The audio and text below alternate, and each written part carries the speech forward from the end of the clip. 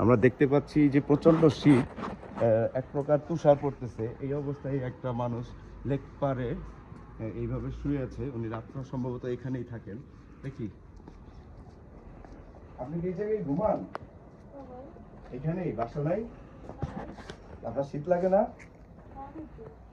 লাগে, একটা কম্বল দেই। আচ্ছা ঠিক আছে, আপনার ওই কম্বলটার সাথে এটাও গায়ে দিয়ে ঘুমান।